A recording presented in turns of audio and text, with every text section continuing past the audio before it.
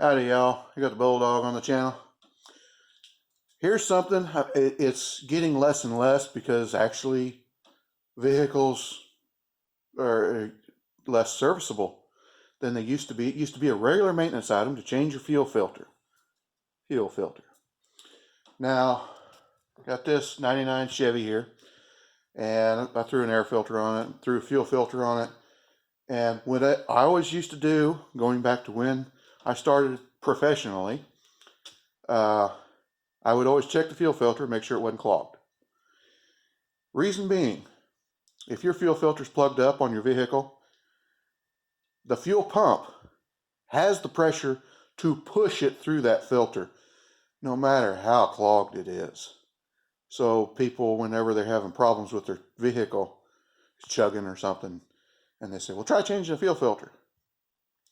By the time your engine's starving for fuel, the fuel pump has reached a point where it cannot push it anymore. It is at the point of failure. So I'm checking that whenever I pull the fuel filter off. I check it to see how restricted it is. Two reasons. Number one, if it's really restricted, I warn the customer, hey, your fuel pump might be on its last legs because it has been having to strain so hard to pump. You know, there's a difference between pumping across a flat field and pumping up a hill. Well, when you got a plugged up fuel filter, it's pumping uphill. I'll show you how I check it.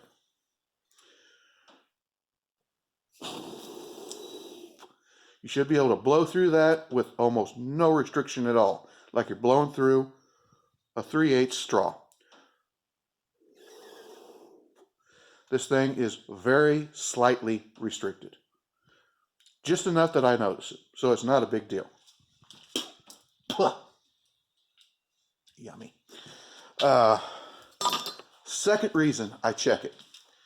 If the filter is plugged up or restricted, what I tell the customer is be warned, your fuel filter was restricted and it might cause an issue starting.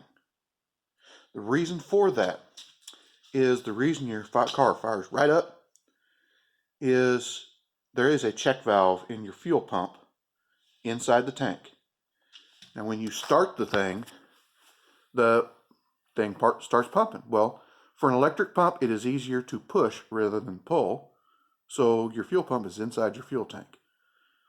And it pushes fuel all the way up to the motor, which is higher than the fuel tank, of course. Well, when you shut it off, that check valve that's inside your fuel pump holds the fuel up in the engine, up there on top. If that check valve goes bad, the fuel drains downhill because gravity back to the fuel tank, and your lines are empty, or nearly empty. You go to start it, and it cranks and cranks and cranks and cranks and cranks and doesn't want to start. And then it starts and runs fine.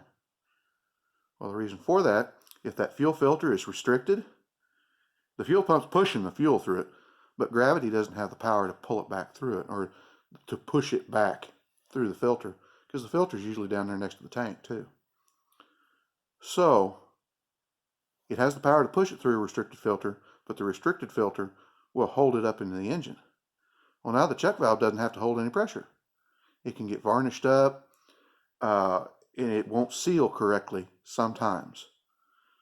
It happens, 1 in 20. It's rare. Not rare enough that I don't like, obviously, it's not rare enough that I've never seen it before, but I have. In that instance, I usually tell the customer, throw some injector cleaner in it or run some ethanol fuel through it, something that will clean off that check valve. And a lot of times they'll reseat. After you run them for a while and that thing has to hold it, it will reseat and work just fine after that. Not something that has to be replaced just because it's giving trouble, because usually it's giving trouble because it hasn't had to work, so it doesn't work. You know, it makes sense in my head, but you know, Some people will understand it, some won't. Some mechanics will say, I've never seen that before in my life. Yeah, maybe not, but it has happened. So I just wanted to pop on here and give that little piece of advice. And of course, anymore, fuel filters are an integral part of the pump, part of the fuel pump module that's in the tank. There's no replaceable filters, so this advice is kind of going by the wayside anyway. But these OBS trucks are getting more popular because the square bodies are out of sight. I've got one. Dollar-wise, it's not worth much, but sentimentally, it's worth everything to me. So, like, comment, subscribe, hit your little bell notification, share it all around. Talk to you later.